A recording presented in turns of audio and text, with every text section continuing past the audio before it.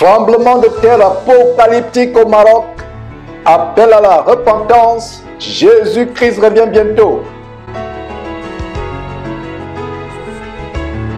Le légendaire festival satanique et blasphématoire Burning Man, stoppé par Dieu.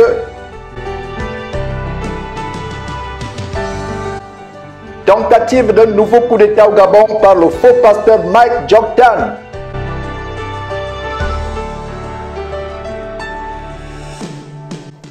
Un étudiant camerounais tue ses deux frères en sacrifice rituel pour sa secte.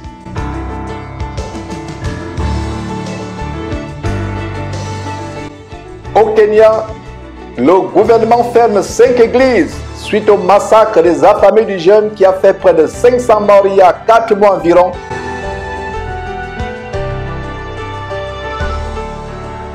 Voilà le sommaire du tour du monde des actualités internationales qui affectent les chrétiens à travers le monde en ce grand jour de l'an de grâce 2023, le samedi le 9 septembre.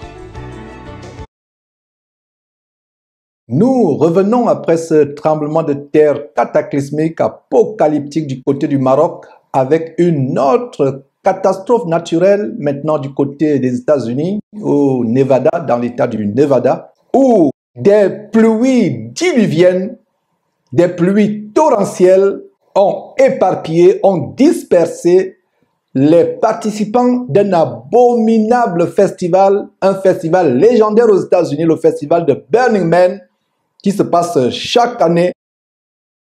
Les participants de ce festival se sont retrouvés piégés dans ce grand désert, dans des flaques de boue, dans un véritable océan de boue. Leurs voitures embourbées, ils étaient aux abois. Il y a eu des bouchons monstres qui ont paralysé cet endroit. Et la raison pour laquelle, mes frères et sœurs, j'en parle, je pense que Dieu a frappé, disons, averti les participants de ce festival abominable. Dieu les a avertis. Il y a eu des arcs-en-ciel qui ont apparu dans le ciel. Et vous savez que quand l'arc-en-ciel apparaît dans le ciel, c'est un signe de la clémence de Dieu, que Dieu pouvait détruire, engloutir cet endroit. Mais il n'a voulu tout simplement user de clémence, il n'a pas voulu engloutir, il n'a pas voulu punir. Beaucoup parmi vous n'ont certainement jamais entendu parler de l'abominable et satanique festival Burning Man. En français, l'homme qui brûle, Burning Man ou l'homme qui brûle. Le festival Burning Man ou l'homme qui brûle, pour vous qui ne le savez pas, est le fameux méga événement satanique organisé chaque année dans le désert du Nevada, dans une ville appelée Black Rock City. Black Rock City. Les participants viennent de presque toutes les couches sociales, de presque toutes les régions des États-Unis et même à travers le monde. Et ces participants sont parmi les êtres humains les plus pervers, les plus possédés par les démons, les plus débauchés de la planète Terre. Ils construisent des choses bizarroïdes, des cauchemardesques que même Hollywood ne peut pas imaginer. Hollywood ne saurait imaginer.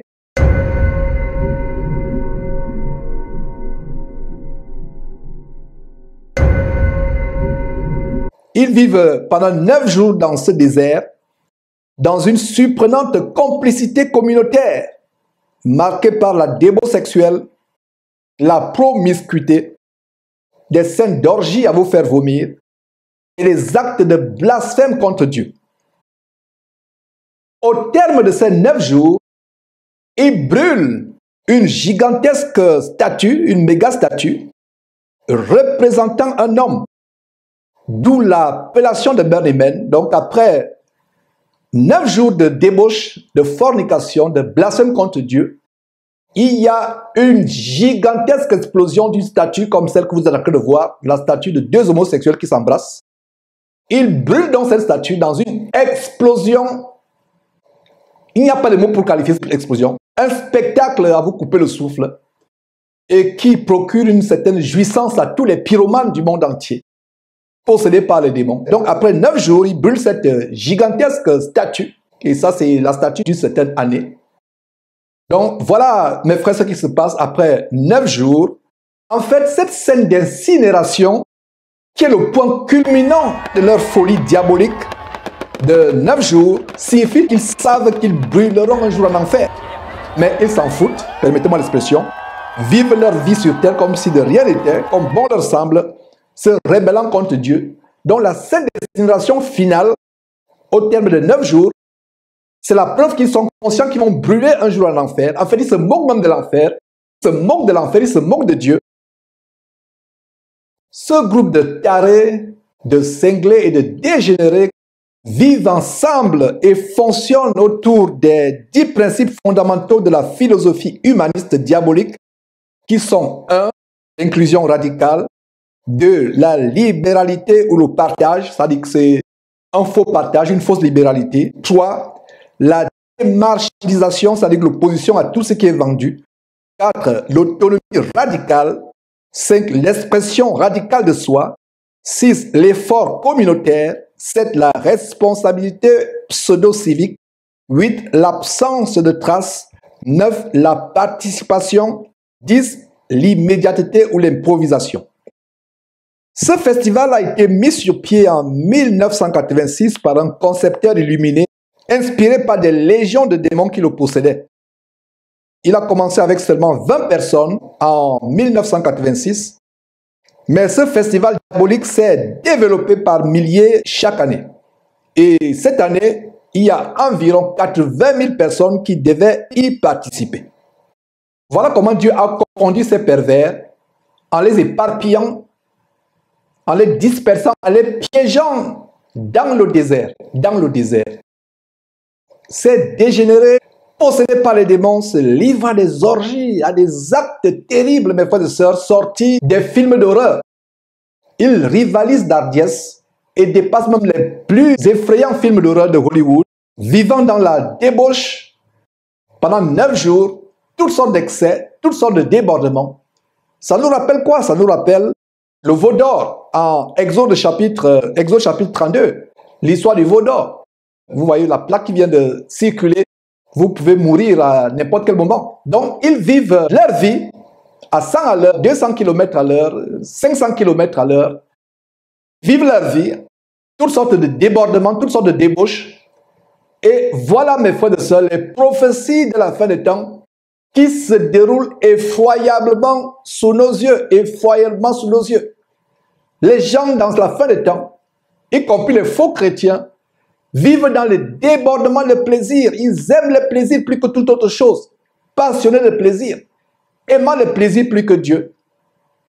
D'ailleurs, ils n'aiment même pas Dieu. Vous voyez, des symboles de suicide, comme vous venez de voir cette femme pendue. Des choses terribles. Ils s'amourachent, forniquent, la bestialité. Ils vont avec des animaux au vu au-dessus de tout le monde. L'homme va avec l'homme au vu au-dessus de tout le monde. La femme va avec la femme au vu au-dessus de tout le monde. Il y a des statues gigantesques avec des symboles sataniques, toutes sortes de dégénérés à travers le monde. Ils construisent des choses cauchemardesques, comme je l'ai dit, des choses bizarroïdes. Et tout un symbole, rien n'est par hasard. Tous ces objets monstrueux qu'ils construisent, en fait, ils représentent les démons. D'ailleurs, la plupart de ces concepteurs, de ces inventeurs qui font ces choses sont inspirés par les démons qui leur inspirent à faire ces choses. Regardez un homme sorti de terre. En fait, c'est l'homme qui se rebelle contre Dieu, l'homme qui défie Dieu, l'homme qui pense qu'il peut s'en foutre de Dieu, permettez-moi l'expression, qui peut vivre sa vie sans se soucier de Dieu. Donc voilà comment Dieu a frappé par une tornade ce festival diabolique de célébration à Satan. Le péché à un niveau, est-ce que vous saviez que des choses comme ça se passent à travers le monde? Ici aux États-Unis. Les États-Unis, c'est la Sodome et la Gomorre des temps de la fin. Et les gens de Ninive, les gens de Sodome et Gomorre, nous jugeront. Regardez les orgies qui se passent en plein jour. Des gens qui forniquent, qui font des choses terribles. Des choses qui se passent en plein jour. C'est terrible. Regardez cette ville gigantesque dont le tracé ressemble à un dessin inspiré par les extraterrestres. Et vous et moi, nous savons que c'est les démons. Ils se livrent au plaisir, à la débauche, à la perversité, tous les jours. Pendant 9 jours, c'est tout ce qu'ils font. Et vous voyez, les gens de toute la société, du bas de l'échelle sociale jusqu'au sommet de l'échelle sociale, ils se déguisent, on ne sait plus qui est qui. Ils vivent dans une complicité communautaire surprenante. En fait, c'est la rébellion contre Dieu. Ils passent le temps à brûler toutes sortes de choses, à construire, à brûler, parce que leur principe, c'est que dès qu'ils ont fini le festival, ils brûlent tout, ils ne laissent pas de traces. Voilà.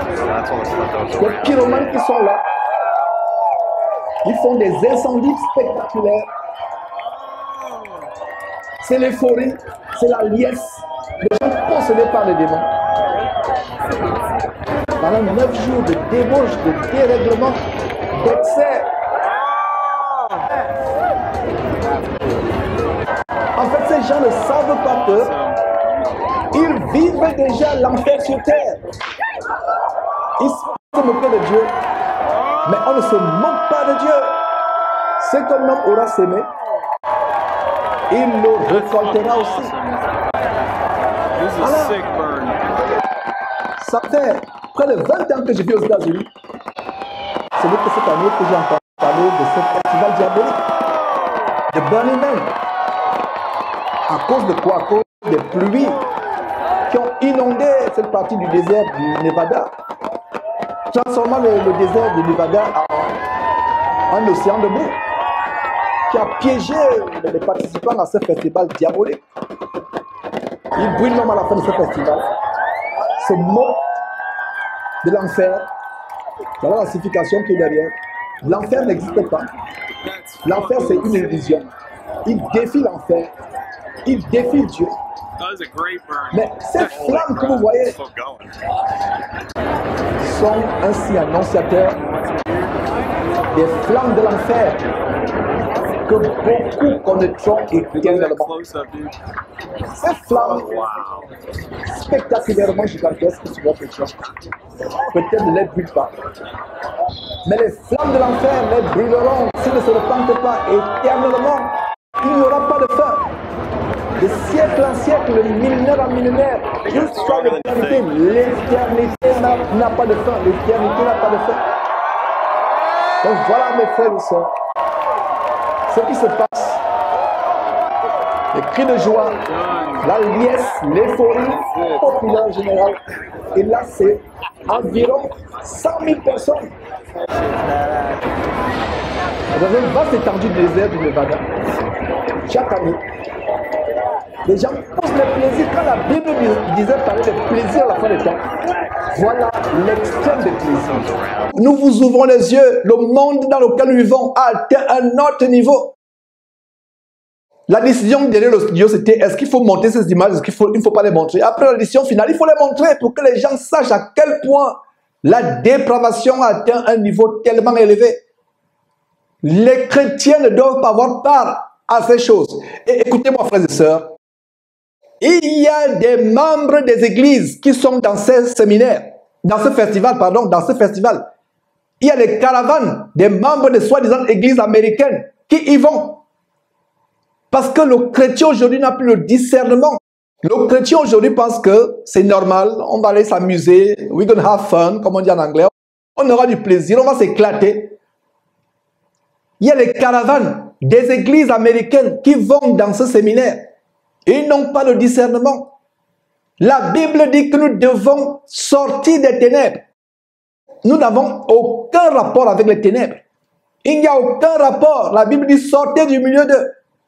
Si vous êtes un chrétien francophone, ou peu importe le chrétien que vous êtes aux États-Unis, soi-disant chrétien, et vous assistez à ces choses, comme vous venez de voir, l'assimilation de la pendaison, et vous partez de là, vous avez un esprit de suicide. Vous avez toutes sortes d'esprits. Il y a des gens qui vont là-bas par suivisme. Et c'est à vous que je m'adresse. Vous, chrétiens francophones, peu importe là où vous venez, d'Europe, d'Afrique, qui vivent aux États-Unis, que vous soyez même américain et vous pouvez comprendre ce que je suis en train de dire. Vous assistez à ces choses par suivisme parce que vous voulez accompagner un ami, avoir un week-end, et les places se vendent depuis des mois. Et il n'y a même plus de places. Donc, 6 mois à l'avance, les places sont déjà réservées. Il n'y a plus de places vides. Voilà ce qui se passe. Les gens courent vers les plaisirs débridés. Beaucoup savent ce qu'ils sont en train de faire. Les organisateurs savent ce qu'il y a derrière. Ils blasphèment contre Dieu. C'est là où vous pouvez exprimer votre homosexualité. exprimez votre pédophilie, exprimez votre bestialité. Il y a même des sections réservées aux handicapés. Les gens qui ont des problèmes de mobilité, incroyable. Un handicapé paraplégique, paralytique, devrait avoir plus la crainte de Dieu par rapport à son statut. Il est déjà paralysé, on doit le porter. On les porte, certains sur les brancards, d'autres sur les chaises roulantes. On les porte pour qu'ils assistent à ce spectacle macabre. C'est terrible, mes frères et sœurs. Je ne savais pas que des choses comme ça se passaient aux États-Unis. Oh, mes frères et sœurs. Quand je dis souvent que les États-Unis, c'est la Sodome et Gomorrhe des temps modernes, c'est même plus que Ninive. La génération de Ninive, la génération de Sodome et de Gomorrhe, au jour du jugement, se lèveront et diront, grand Dieu, tu nous juges sévèrement, mais regarde, ceux-là nous ont dépassé 1 milliard de fois dans la débo sexuelle, dans la perversité, dans la méchanceté, dans le blasphème contre Dieu. Ils nous ont dépassés. C'est terrible. Rien n'est par hasard. Vous pouvez voir le site. Vous avez l'impression que c'est un symbole satanique gigantesque. Vous avez l'impression que c'est les démons. Ce n'est même pas une impression, ce sont les démons qui leur ont inspiré. Et voilà le site Vue du ciel, où environ 80 000 personnes sont logées. Et c'est au centre qu'on fait toutes sortes d'orgies, de spectacles, de blasphèmes. Et voilà comment, cette année, il y a quelques jours, le week-end passé, Dieu les a frappés, les a confondus. Des voitures embourbées, des personnes piégées. Il y a eu même des morts. Donc le spectacle n'a plus eu lieu. Voilà comment Dieu a dispersé exactement l'histoire d'Exode chapitre 32. Quand Moïse s'est retiré pour être seul avec Dieu à la montagne, le peuple est resté seul, lassé, et vous pouvez lire en Exode chapitre 32, verset 1, comment le peuple, voyant que Moïse tardait à descendre de la montagne, s'assembla autour d'Aaron et lui dit, fais-nous un Dieu. Exactement dans ce désert où ils font toutes sortes de dieux, de fonte, de bois, d'acier, de verre, des choses monstrueuses, cauchemardesques qu'ils fabriquent. Alors ils font ces choses au temps de Moïse et nous voyons au verset 5 comment, lorsqu'Aaron vit cela, verset 5, lorsqu'Aaron vit cela, il bâtit un autel devant lui et il s'écria, demain il y aura une fête en l'honneur de l'Éternel, demain. Le lendemain, ils se levèrent de bon matin, ils offrirent des holocaustes et des sacrifices d'action de grâce. Et les sacrifices que ces gens offrent sont leurs propres âmes. Aaron et Israël à l'époque, les Israéliens à l'époque, ils offraient des sacrifices à d'autres dieux, à un dieu fait de fonte, le veau d'or. Donc le peuple s'assit pour manger et pour boire, puis ils se levèrent pour se divertir. Voilà les temps de divertissement. Donc il y a eu cette pluie torrentielle envoyée par Dieu pour les éparpiller. Voilà l'arc-en-ciel, justement, qui apparaît au ciel. Et vous savez ce que représente l'arc-en-ciel, pour vous qui lisez bien votre Bible. Quand Dieu a détruit la terre au temps du grand déluge en Genèse chapitre 6, Dieu s'est repenti d'avoir détruit la terre. Alors il a établi l'arc-en-ciel comme étant un signe de sa miséricorde envers la terre, ainsi de sa promesse qu'il ne détruirait plus la terre avant la fin des temps, avant le retour de notre Seigneur et Sauveur Jésus-Christ, il ne détruirait plus la terre. Est-ce que vous pensez que c'est par hasard que l'arc-en-ciel est apparu dans le ciel ce jour-là? Ce jour où il y a eu cette pluie torrentielle diluvienne qui a transformé le désert en une mare de boue, en un océan de boue. Est-ce par hasard? Dieu, dans sa miséricorde, fait apparaître un arc-en-ciel depuis le ciel et certains ne comprennent pas que c'était la miséricorde de Dieu. Vous les voyez maintenant, ils sont couverts pour se protéger du froid dans ce désert isolé des États-Unis. Et justement, vous voyez cette main, selon les informations que nous avons reçues, il y a eu une épidémie soudaine d'Ebola dans ce camp. Vous voyez la main d'un participant qui a des pustules sanguinolente et peut-être purulente. Voilà, l'Ebola, subitement, mes frères et sœurs. Dieu a éparpillé ces gens. les a dispersés. L'arc-en-ciel que vous voyez, c'est la preuve que ces gens auraient pu être totalement tués ce jour-là. Est-ce que vous voyez comment notre Dieu est miséricordieux? Est-ce que vous voyez comment Dieu est miséricordieux? Ces gens auraient pu être tués. Comme au temps de Moïse, justement, il y a eu aussi des serpents brûlants venus du ciel. Une autre catastrophe, la terre s'ouvre, engloutit les gens qui se sont rebellés contre Moïse au temps de la grande révolte de Corée. Donc Corée était l'instigateur. Le tremblement de terre qu'il y a eu au Maroc aurait dû se produire au désert du Nevada. Mais en lieu et place du tremblement de terre, c'est un arc-en-ciel qui apparaît dans le ciel. N'est-ce pas la preuve de la miséricorde de Dieu? On ne s'amuse pas avec Dieu. On ne s'amuse pas avec Dieu. Vous vous amusez avec Dieu, vous allez le rencontrer, mais Dieu a manifesté sa miséricorde.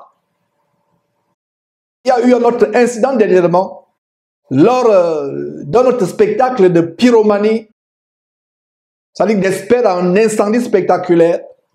Ils ont érigé un dragon quelque part aux États-Unis pour faire des feux d'artifice avec le dragon, l'ennemi numéro 1 de Dieu, qui représente en fait le serpent ancien ou Satan ou Lucifer qui a été chassé du ciel, le diable.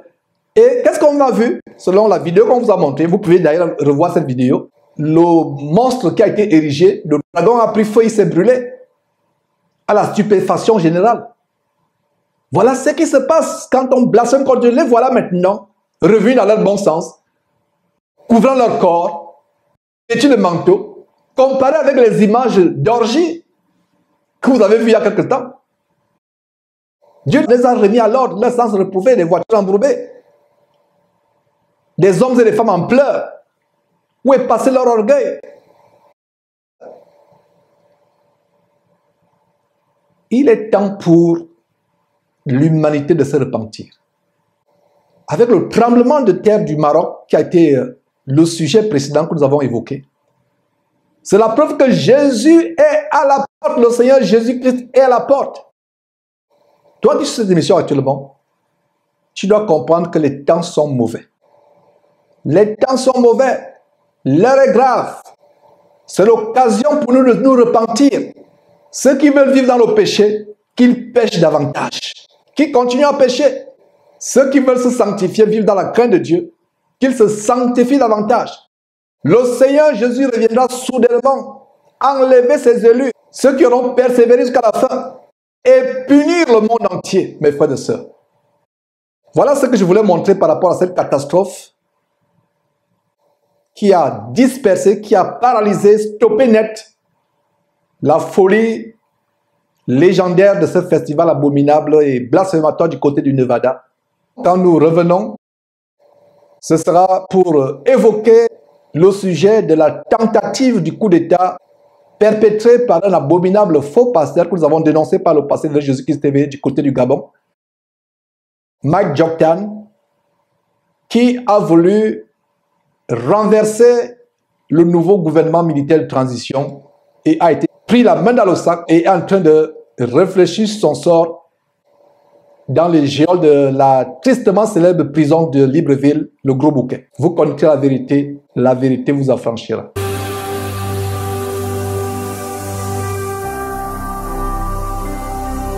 Jésus-Christ TV,